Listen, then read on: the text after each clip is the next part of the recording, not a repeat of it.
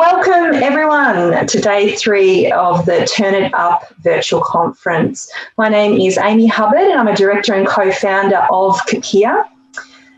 It's really great to have you all here with us.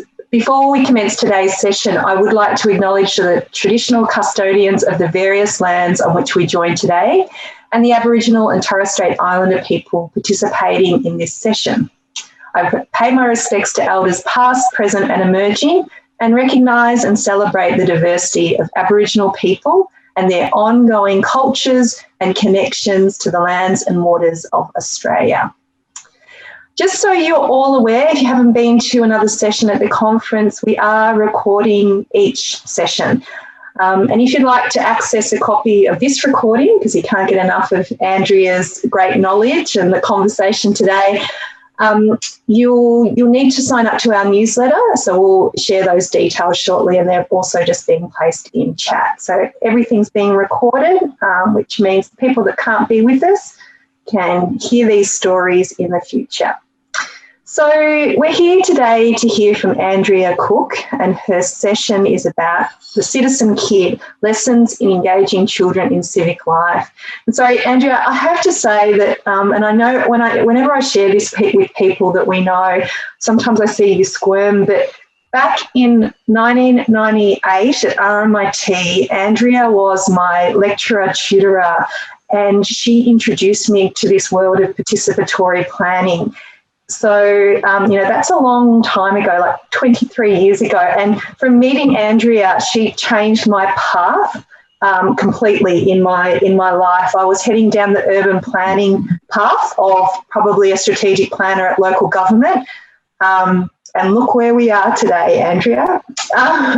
You didn't squirm, that's good. But when we were putting together the speaker program, quite a few people said to me, Andrea had a huge impact on my life and my learning. We would love to see Andrea at your conference. But just a little bit more about Andrea, if you've not met her before. I know some of you definitely know about Andrea's work. Andy is a community and urban planner and the director of RedRoad Consulting. Her work often engages with the most overlooked in planning and change processes: children and young people, migrants and refugees, First Nations, Indigenous people, people living with a disability, people experiencing homelessness, people experiencing addiction, ill health, and sometimes all of those things at once. Andy is particularly interested in how we encounter each other across difference, building community and becoming neighbours. Andy has co-authored a number of articles, books and book chapters on planning with kids, including most recently Children and Planning, which was published last year. So over to you, Andy. Welcome, welcome everyone. Thank you. Thank you. Thanks, everyone. I'm never quite sure if I'm actually on your screen as the speaker. Hopefully I am, and if not, that will get sorted out by the magical tech people in the background. Here we go.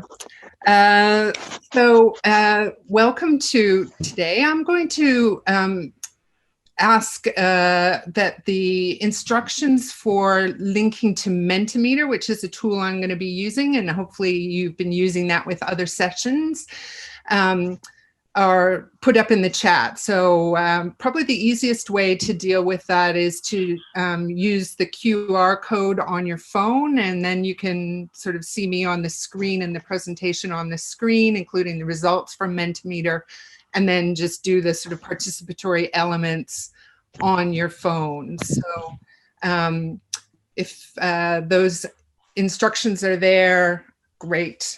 Get yourself hooked into the Mentimeter now, and then we can kind of progress. I'm going to share my screen now, though, and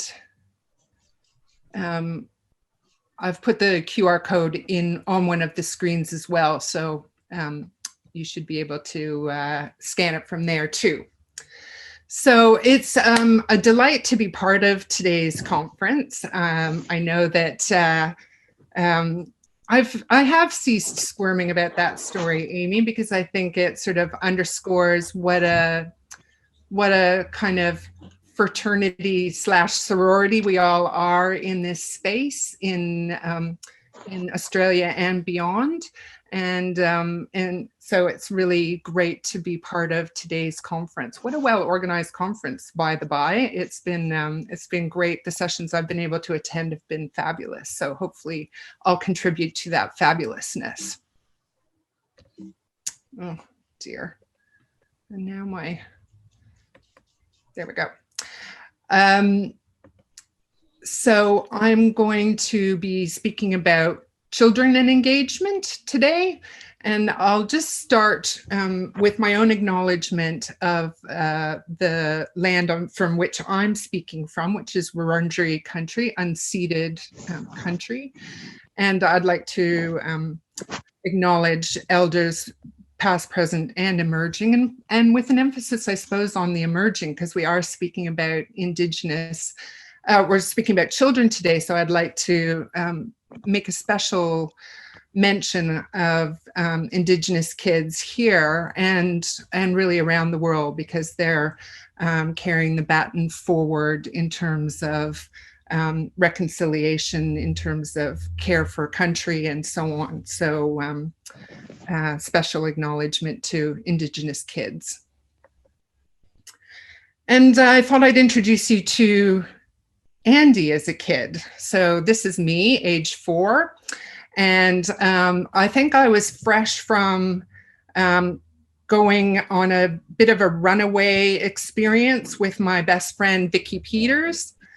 We look like we were kind of cheeky. We just got away from the adults kind of look about us. And Vicky is in this photo, but I figured she might not want me to share her image, so I cropped her out.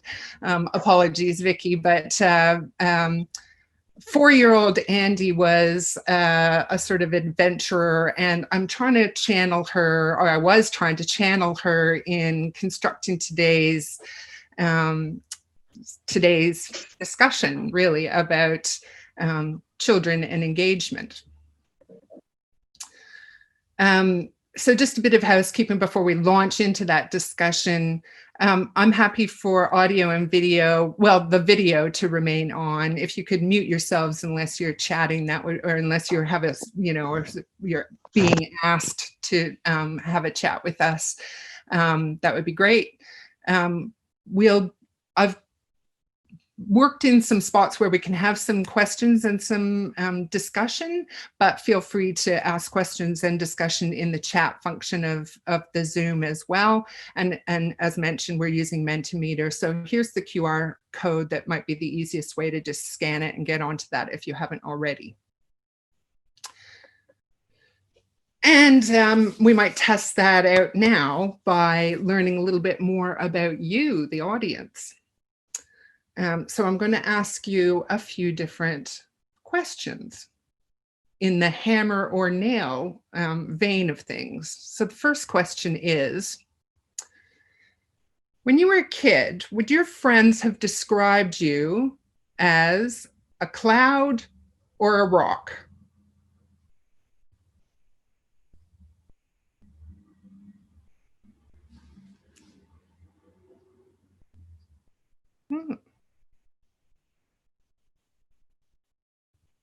Quite an even split.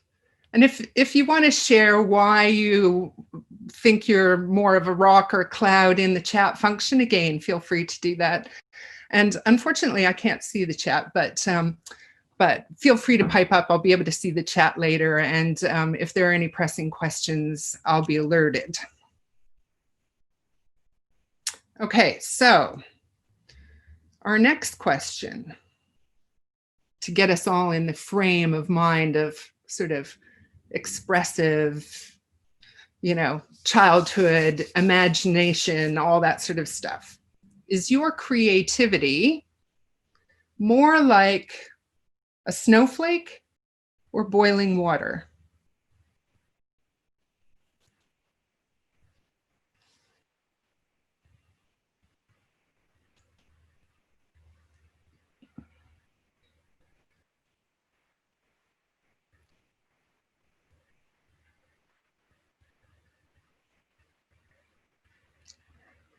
Excellent. Okay, so our last sort of icebreaker activity, and it's very much in the vein of this conference. Are you wearing pants?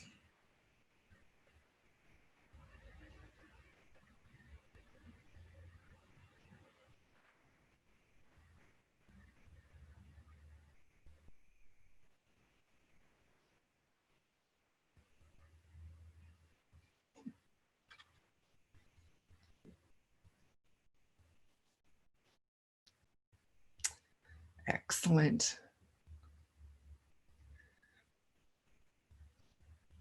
Excellent. Well, thanks for sharing a little bit about yourselves and participating in a pants, I'm sure it's not the first pants survey you've been asked to do over the last 3 days, but I think it is the last because we're coming to the end of the conference. So there you go.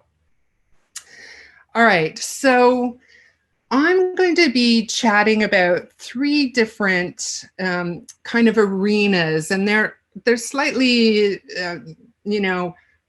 more complicated as we go along around how we engage with kids. So I'm going to start with kids and place, and then move to the slightly more complex arena of kids and people, and then sort of finish off with a chat about engaging with kids and power and kids and process and politics and that sort of stuff. And I've tried to approach all 3 arenas in the same way, which is to start with either a big lesson or a big challenge, and chat about that, and then look at a big idea that I've used or I've seen used to good effect in kind of addressing some of the challenges or capitalizing on the lessons that I've just spoken about.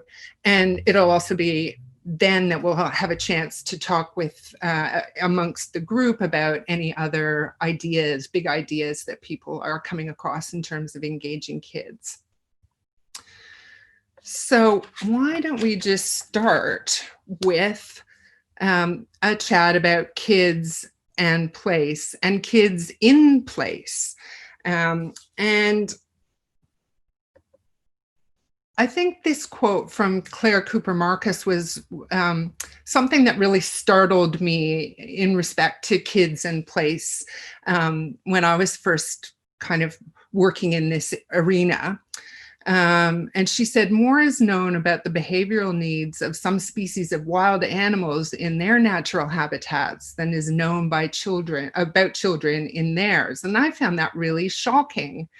And it also compelled me to want to understand more about kids and their environments and their geographies. And so to this end, and to kind of explore this idea a bit more, we're going to do a bit of a short exercise.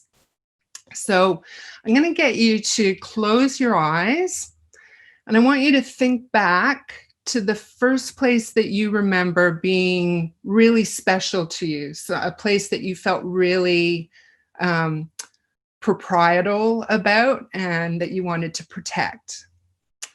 So just transport yourself back in time, and then I'd like you to share with the group via the Mentimeter, to start with, just a couple of words about what that place was. What are a couple of words, in a word or two, what was that place?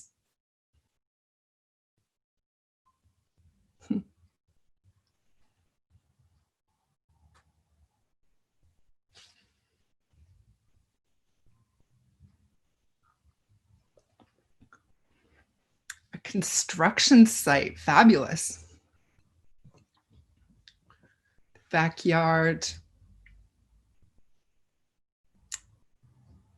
Nice. Hidden from adults, the grandparents' farm, cubby house, some excellent and quite diverse places mentioned here. And I guess for me, that was, oh, sorry, I guess I should ask you, how old were you when you were, when you first encountered this place?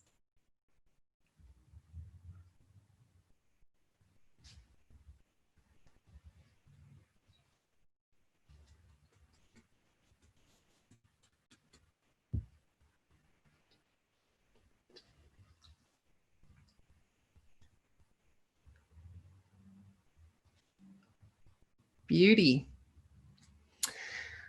So I guess the lesson that I draw from this, first of all, and Amy will will recognize this activity because it's part of an environmental autobiography activity. And Claire Cooper Marcus did environmental autobiographies over many years with many people reflecting on their sort of sacred environments. And they're invariably, as was the case here, environments of our childhood. So they help shape those kinds of places that we carry into adulthood as special and sacred. So that was my sort of first lesson, was the power of the environmental autobiography. And anybody who's in planning or land use should really do a kind of reflection on their environmental autobiography. So that was part one of the lesson. And part two of the lesson was that Claire Cooper Marcus's research found that there was great diversity, as there was here, in the sort of kinds of places, but there were two really universal features that she found cropped up time and time again across all kinds of childhoods, like from, you know, people who grew up in high rises in Hong Kong to people who grew up in farms in Iowa. There were a couple of things that were reasonably universal. One was nature, and it could be potted plants on a balcony, but that there was some green nature involved. And two was hiding. So there were places that kids could get away from adults. And these are important lessons for me about kids and play. Nature and hiding. There's a challenge, though, and that is that in a generation, there have been huge disruptions to kids' territories, and they've diminished to the point where increasingly kids are isolated in private spaces, at home, in cars, at school, in private kind of recreation spaces, and so on. So in terms of engaging kids in place, it's harder and harder to find them in the public realm, certainly without adults, except maybe in COVID-19 times. So there's a ... there, and maybe we can, maybe we'll have time to chat about that and the opportunities of that in our discussion, because certainly I hope I'm not the only one who's noticed that there are a lot more kids out in nature and building cubbies and doing stuff, often independent of adults, in the last several months with COVID. Still, by and large, there's a challenge that that kids just have a different relationship to the public realm than they used to, and that's a problem. It's a problem because their sort of spatial abilities are being affected, as this story on the sort of upper right demonstrates. That kids are increasingly viewing the world from the back of a car, and they're losing some kind of critical relationships with place, including the kinds of relationships that we just explored with that little exercise on environmental kind of sacred spaces. And then the second sort of problem is that there are kind of fear narratives that are driving a lot of that generational change.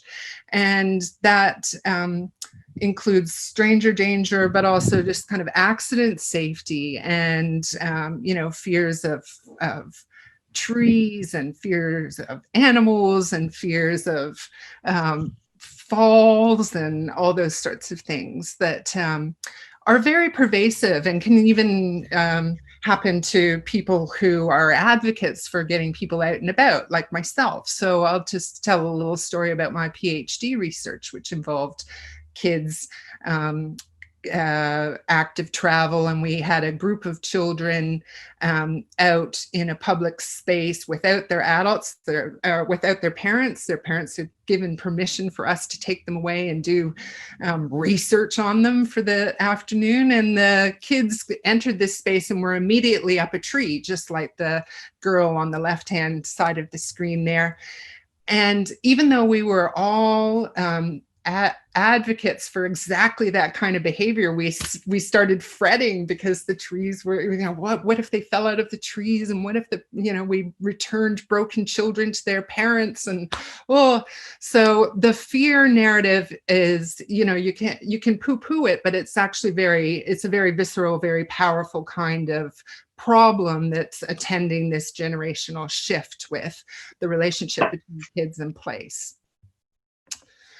So what are some ideas? Well, I think maybe one of the most successful ideas I've used is the idea of a guided tour. So there's still adults in the mix, but they're taking a back seat to the kids. So kids are leading adults around and showing them places from kids' perspectives.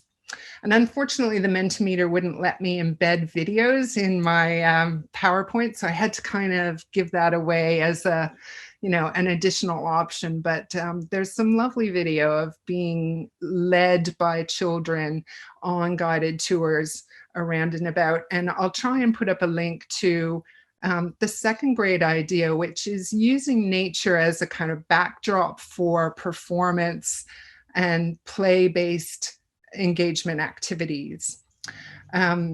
Polyglot Theatre did some lovely work in Frankston and took kids out into the botanical gardens, and they constructed outfits and then ran wild. In fact, the program was called Running Wild in nature, and built cubbies and did performances that were nature-based. So these are a couple of ideas that can reconnect kids to nature and to hiding and kind of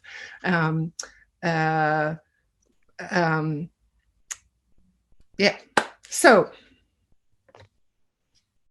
what are some, actually, I think rather than do this as a Mentimeter thing, I'm happy to sort of engage with people popping some ideas up in the Mentimeter, but we could also just have a chat. So does anybody have like a particular idea that they've really liked in terms of engaging kids with place?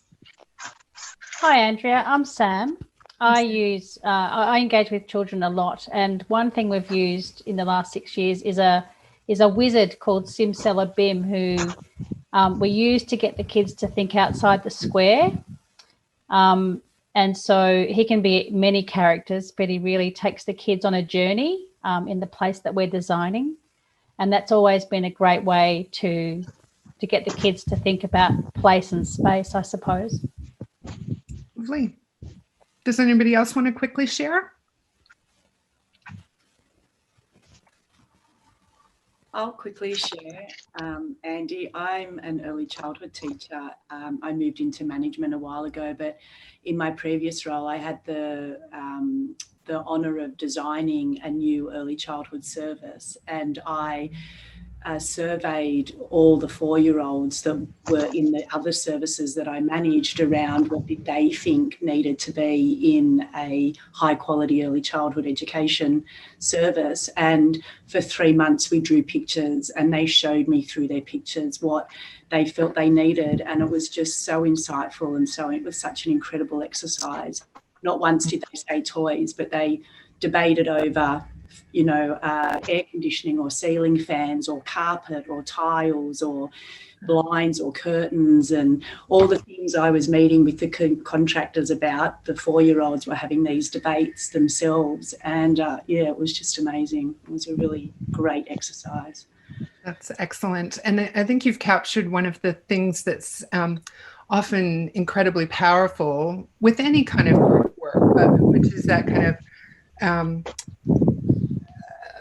evolution of the conversation that happens when kids share their ideas about place. So I remember taking kids to Sparta Place in Brunswick East, might be in Brunswick actually, which is a little square, and they were talking about how to make that not particularly child-oriented space a bit more child-friendly.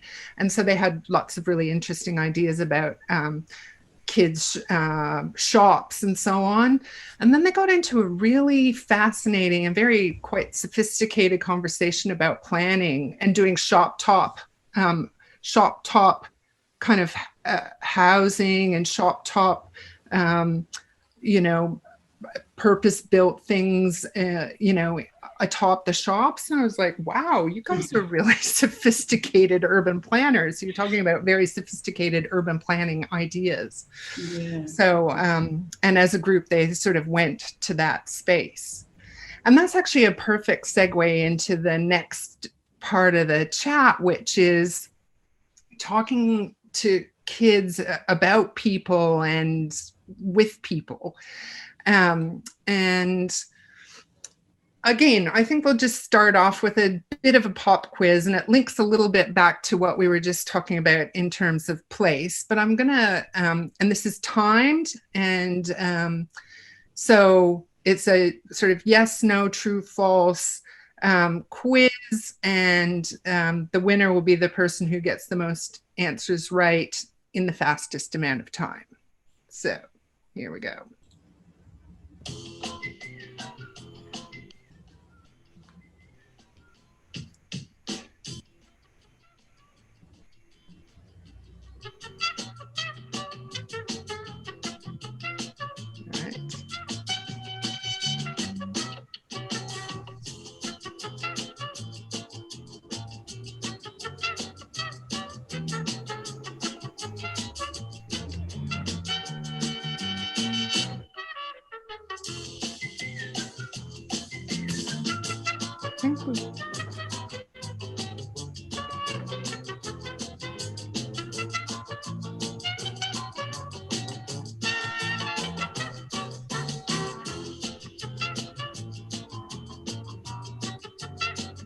All right. Question 2. Whoop. Question 1, sorry. More kids want to walk or cycle to school with a parent? Yes, no.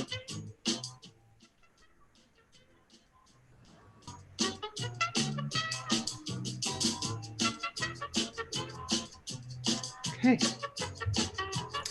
They don't want to cycle with the parent or walk with the parent. Question 2.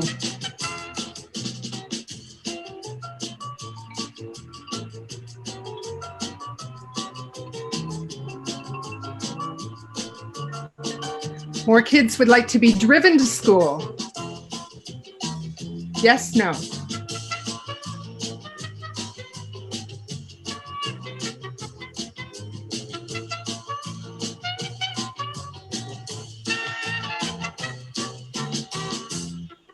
No, more kids don't want to be driven to school. Okay, last question.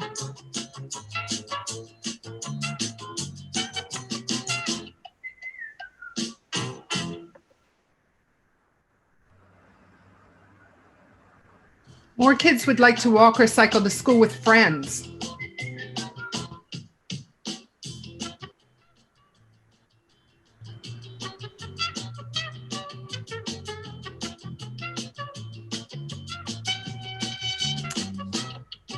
Bravo.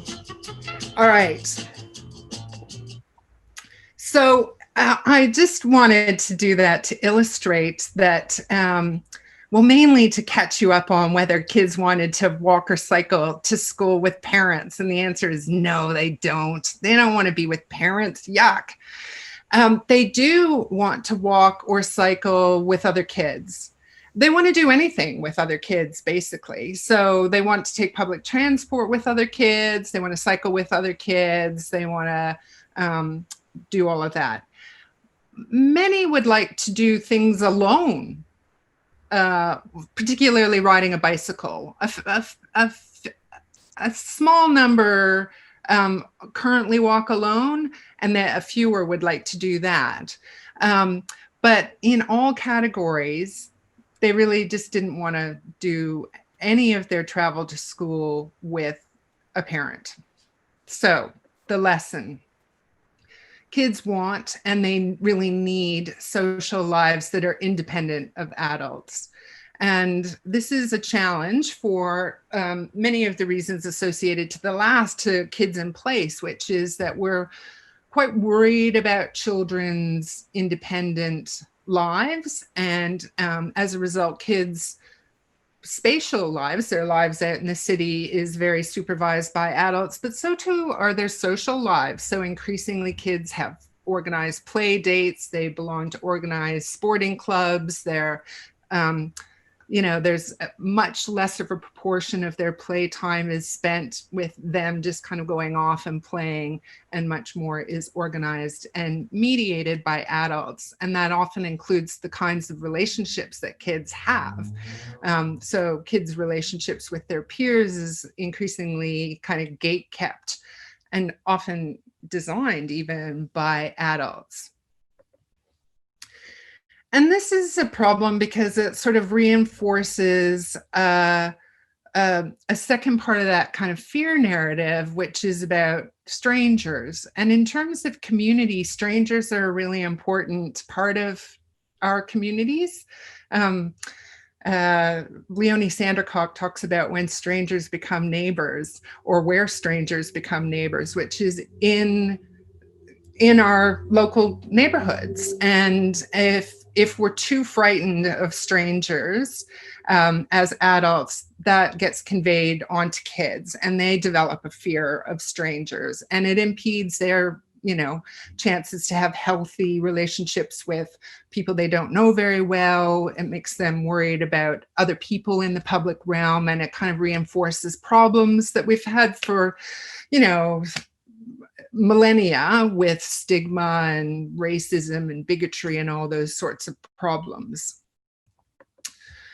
So what are some ideas? Well, I think, and this is unfortunately one of the places where I had some lovely video of people participating in this model building together, these kids' hands all kind of working together, to illustrate that cooperative building activities has been a really powerful idea that I've used to kind of create a space where kids can have relationships with strangers their own age and with strangers who are adults, being me and my colleagues who are facilitating activities. So it helps to introduce kids to the whole art of developing a relationship with somebody that you've just met, and then applying that relationship to a problem, like figuring out a solution to a problem or constructing something together. And it could be a model like is imaged here, but it could be a story, it could be a performance, it could be a whole range of things. So again, what have you tried in terms of engaging kids with the whole idea of people, particularly with people they don't know and strangers? Does anybody have an interesting example?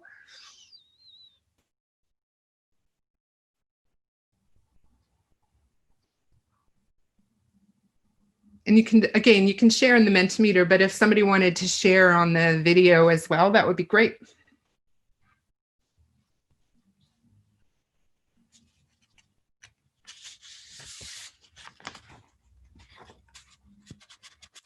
No?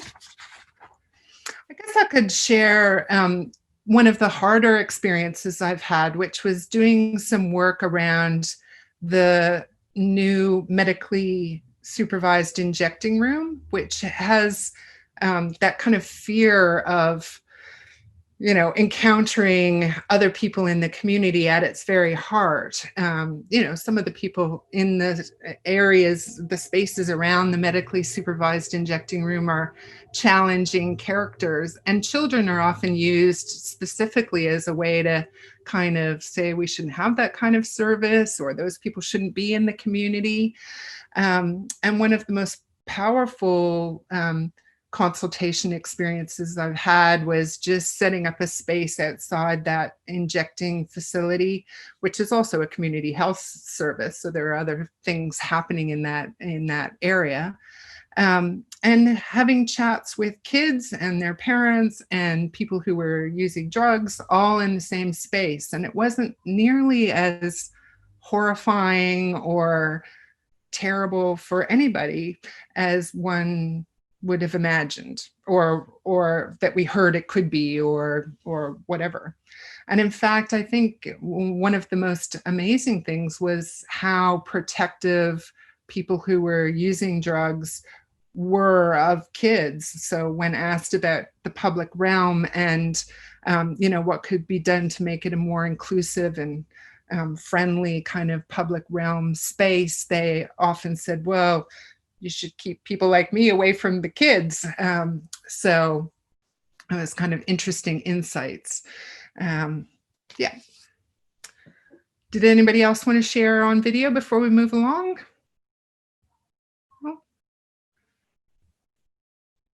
Okay. Andy, I might just ask one of the questions. It was from a little while ago from the chat. It's from Gaia. Are there any special considerations to bear in mind when working with kids from cold communities? Do we consider how we engage with them through a trauma-informed lens if they're from a refugee or asylum seeking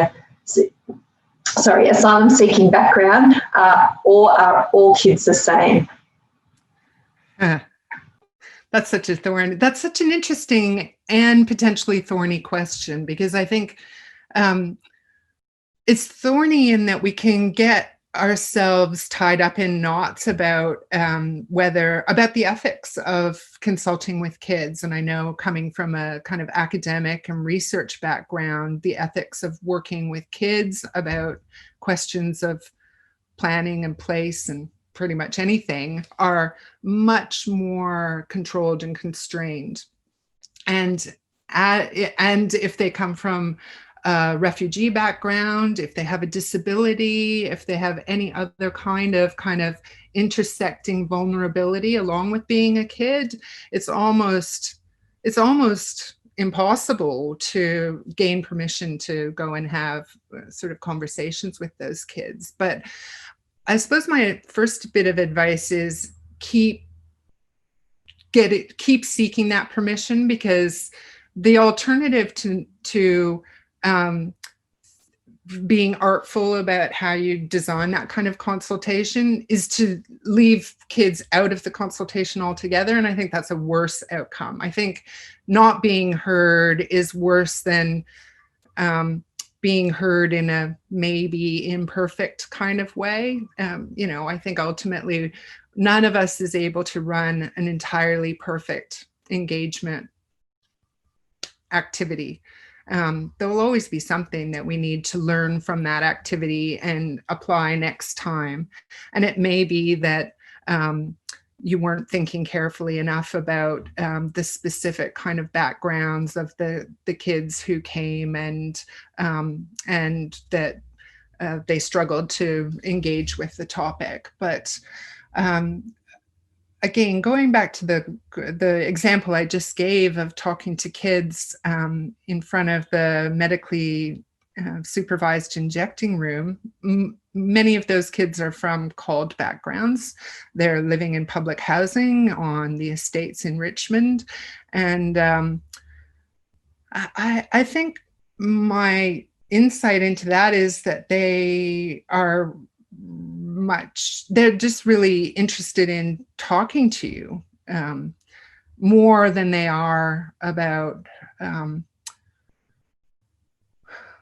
protecting themselves from trauma. I haven't had an experience where a kid has been traumatized by an engagement, I think is the sort of final answer to that. Does anybody else have any reflections on that question?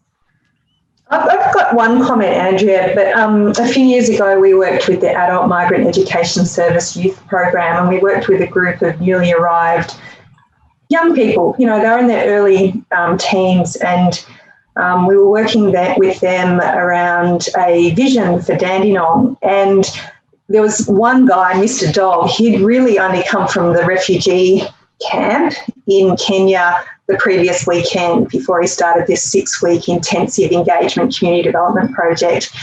And it was such a settling process for this group of young people to be working with a group of people kind of within their broader community. We were supporting them, we were giving them confidence and skills, and they were going out and doing the engagement with other young people. And it was such a positive experience. And I think when you're doing engagement, you do want to go at it with a really positive attitude, whoever you're working with, and leave a legacy within them or within their group. It's so important. But when we did that project in Noble Park and Dandenong, that was a real game changer for me about who should be having these conversations, because it's great. I look like this, but I'm not the best person to be having those conversations with people. Let's build up skills and get other people to be having those conversations and be part of their journey into Australia. So, yeah. Perfect. Thank you. Does anybody else want to share a reflection? I mean, I think my answer was probably, an incomplete answer, because I think there are some things that we do need to bear in mind. Certainly, we can better accommodate people through thinking about language, for example, thinking about, and I don't want to give away the last part of the conversation, which is, actually,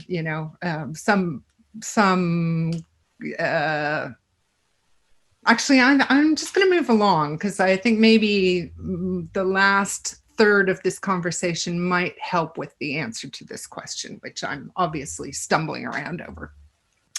So let's take a break first. I want to do a 5-minute energizer. This is shamelessly oriented to people who are on lockdown and working from home. But I want you to spend 5 minutes finding these 5 elements, these 5 scavenger hunt items. And the winner gets nothing. The winner gets bragging rights, but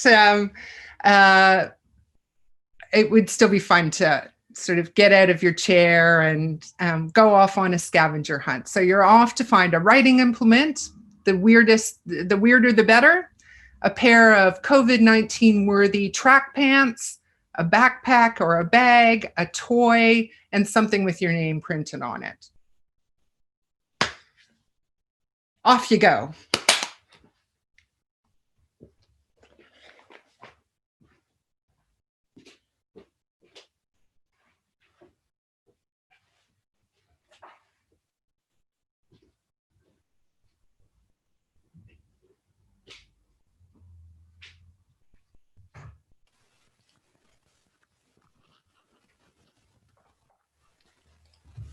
I have them all when we're back.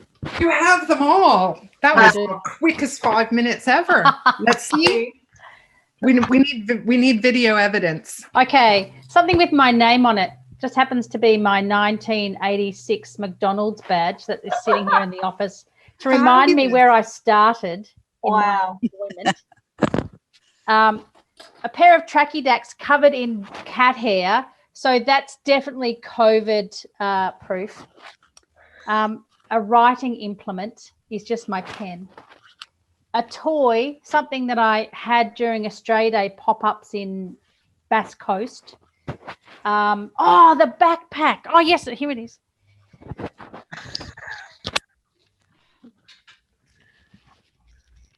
This is the best. This is the backpack I take my laptop on the plane with. You are very well provisioned within arm's reach, Sam Walsh. Yes, this office has become everything during COVID. And I think I think that was so startlingly quick that we have to assure people that you and I do not know one another, and you did not have a list of the scavenger hunt items before we went into No, this. if only I could use my camera to show you what actually is in my office, you would understand why I have all this stuff here. Yes. In case there's any debate, I've also got all 5. And so I have my backpack right here. Lovely. I have my name is actually, I can't show you that because it's on the back of the laptop. I have my pair of tracky pants on, looking glamorous with the paint on the butt and everything. Fabulous. And I have a toy. This was my 19-year-old son gave me this the other day because he felt that that was probably fairly appropriate for, it's a stress squishy. And I have a biro, so which Nice. is also doubles as a lamp or a torch. So there you go. That, Done.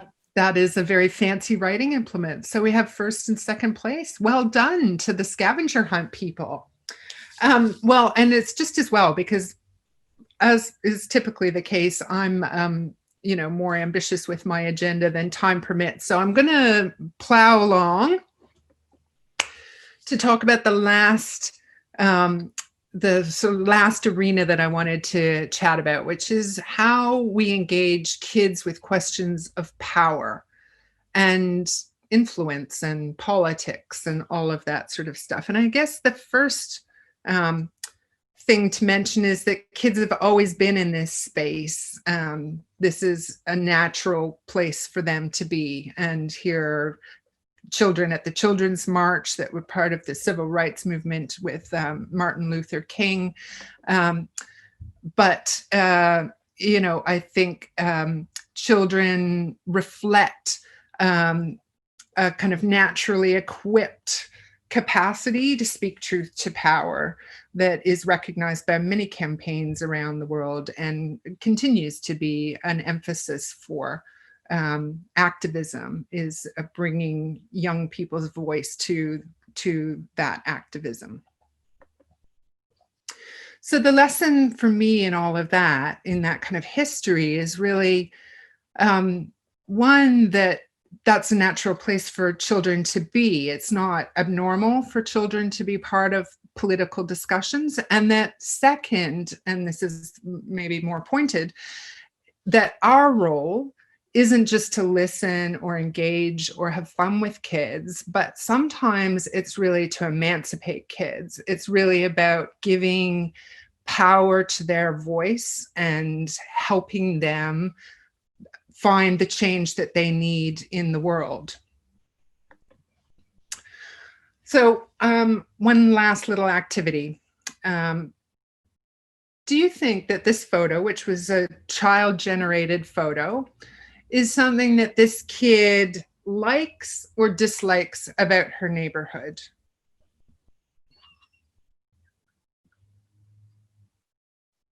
And this is back on your Mentimeter.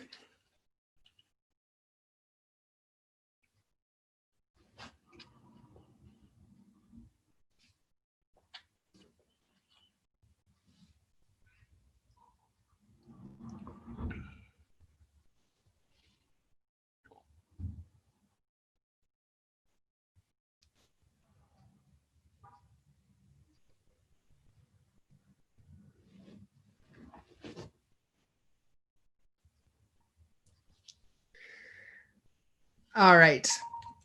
Well, I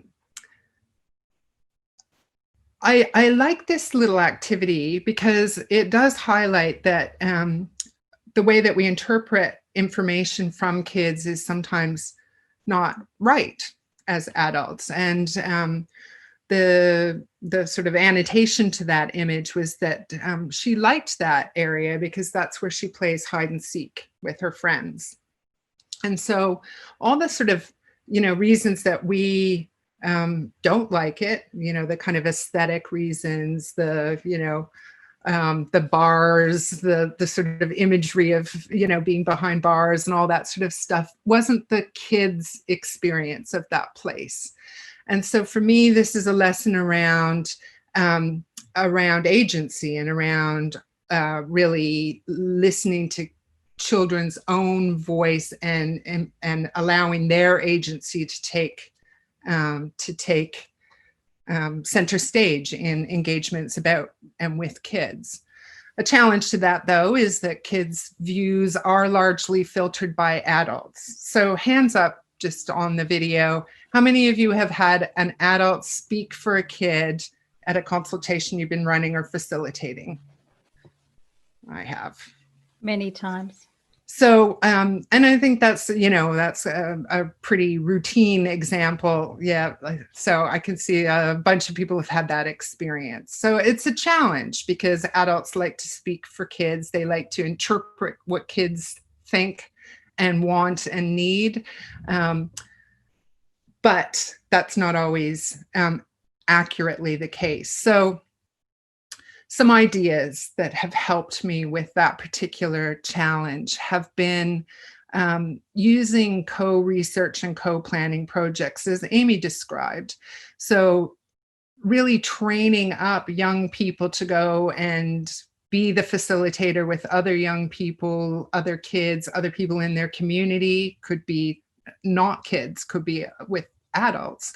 And I've used this technique quite a lot over the years.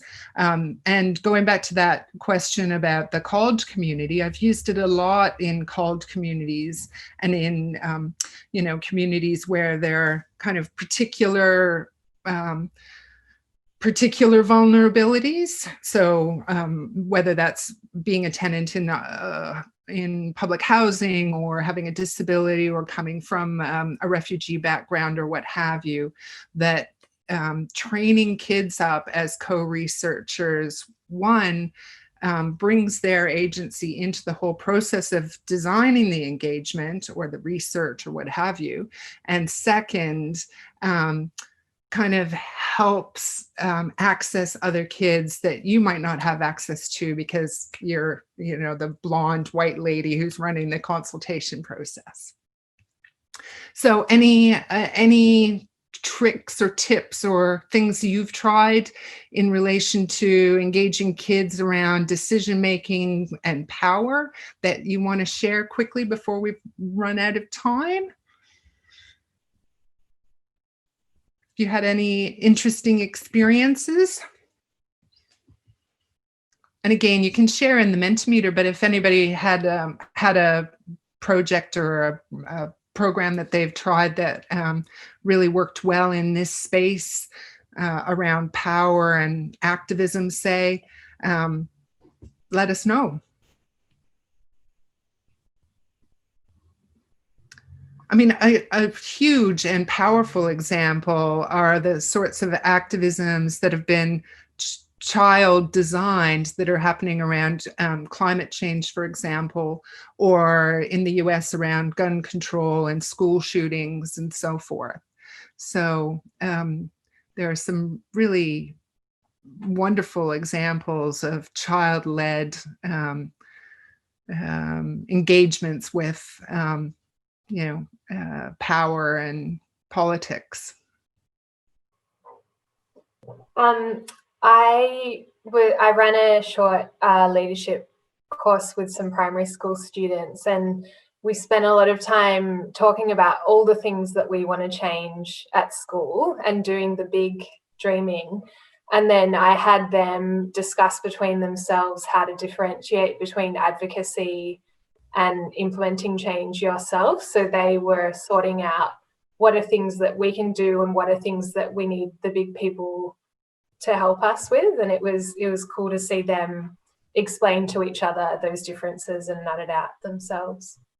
That's an excellent example of taking seriously our role in helping young people, children and young people, kind of develop civic knowledge and civic skills.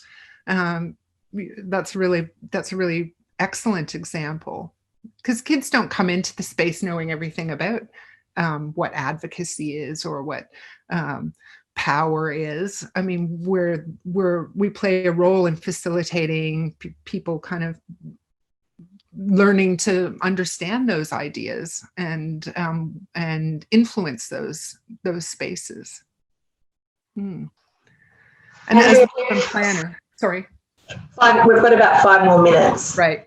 And I'm virtually finished. I think I had one more wrap up slide, which was really just to talk about the idea that knits all three of these arenas together for me, which is thinking about transformative engagement and how engagement with kids is child-centered, it's immersive and experiential and, kind of embodied and all those things that work well with especially with kid audiences. They really like the sort of sensory, tactile, embodied activities that you can do with them. Engagements that are co-planned, co-designed, co-produced, co-learned, co-reflected, co-fill in the blank with children, and that are process and outcome driven, and that importantly help transform the lives of children through their participation, but also the lives of us as adults. And I can't say how many times I've had that conversation with adults in this space when they go, that was such an epiphany working with these amazing kids. I didn't really know that they were so cool and great. And so that's an example of using these kinds of engagement processes to transform everybody's experience, whether they're kids or adults. And that's really all I had to say. We've got maybe a minute or two left if you just wanted to have a general chat, or if you need to get your shoes on, ready for Jacob's amazing sounding session, which comes next. But before I sign off, I did want to just say that I have staged an actual scavenger hunt for the participants of this workshop. Amy mentioned that I recently co-authored a book called Children in Planning. I have hidden a free copy of Children and Planning in my neighborhood, which is Abbotsford, Melbourne. So unfortunately, this won't work for you if you live in Adelaide or something, but if you live in Melbourne and you're able to, Abbotsford's within your 25-kilometer go zone, you can participate in the hunt. And there are hints that should be coming up in the chat function to guide you to the hiding place of the book. Andrea, Eliza had to leave, so I don't have those hints. Can you, if you click on your chat bubble at the bottom of your screen and pop them in there, because this is a real call to action for all of you. You can find this. I'm going to get on my bike as soon as it's over. That's a great concept. I'll see you out there, Sam. Okay. I'll meet you at the Collingwood Children's Run for coffee. I'm in Reservoir, so I've got a few kilometres more to get down there. Okay, let me just see if I can do this. But that's a great idea. Come on, Sam, you've got a bike. I have got a bike. I'll be on it anytime, any minute. I've actually just changed out of mine. I got the welcome in there by mistake, but this should be. What I'll also do is there's a link to my LinkedIn from, sorry, I cut and pasted something that's not relevant, but the top bit is all relevant. So here, no. Can't see it as yet. Can't see anything. What is it? Can you verbalize what those clues are? And I'll type them in. There. Oh, there we go. Oh, no, we've got them. Okay. Yeah. So if you want to be part of the scavenger hunt, you'll need to copy those clues from the chat, the hints. Okay, I've got to do that right now. What I'll also do is I will put a LinkedIn post with these on there, and I will kind of do all the hashtagging, link to our conference so that you can see them. But my LinkedIn link is part of the invitation, I think. So that's probably the easiest social to kind of log it into. And yeah, happy hunting. I've shared your website also in the chat, Andrea. Before we finish up, I just wanted to say a huge thank you and to everyone, read Andrea's book, the one that was published last year, or borrow it from the library, whatever it takes, have a look at the book because it will add to your practice because, as they say, if you can design places and cities for children, you're designing them for everyone. You make it inclusive for all. So thank you so much for your time, Andrea. Jacob's Walk and Talk is starting right now, but if you can walk and talk. So head on over to that session, and we've got another session at 3 o'clock, which is around community safety and community engagement, and a project we've recently worked on at Kakia. Thanks everyone for your time. See you next time. Thanks, Andrea. So, bye. Bye, guys.